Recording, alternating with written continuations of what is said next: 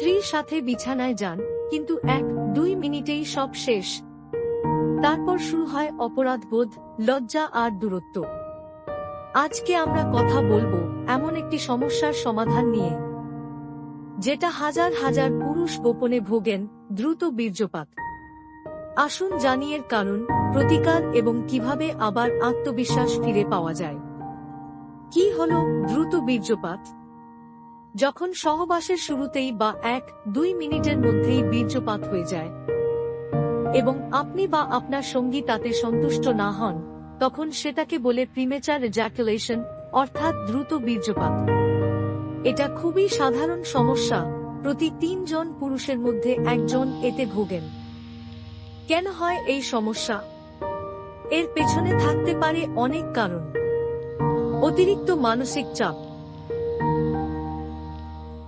অতিরিক্ত উত্তেজনা বা ভয়, দীর্ঘদিনের হস্তমৈথুন অভ্যাস, দাম্পত্য দ্বন্দ্ব বা সম্পর্কের টেনশন, এবং কখনো কখনো হরমোন বা নার্ভের সমস্যা। কিন্তু চিন্তার কিছু নেই, এই সমস্যার চিকিৎসা হয়, এবং হয় খুব ভালোভাবে। চিকিৎসা ও সমাধান। দ্রুত বীর্যপাতের জন্য চিকিৎসা হয় ধাপে ধাপে।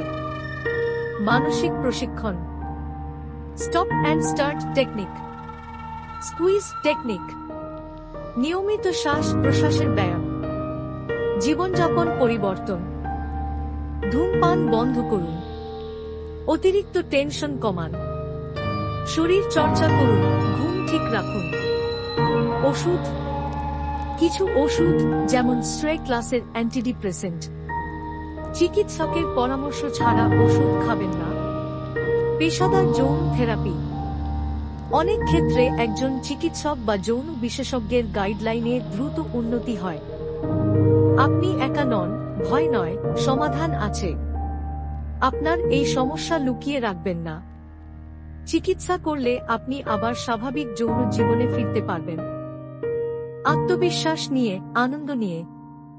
আপনার সঙ্গীকেও সাথে রাখুন, এটা শুধুই আপনার সমস্যা নয়, আপনাদের দুজনের সমাধান। শেষ কথা, প্রথম ধাপ হল স্বীকার করা, জানার চেষ্টা করা এবং চিকিৎসকের পরামর্শ নেয়া। শরীর ও মনের সুস্থতাই হল যৌন জীবনের চাবিকাঠি।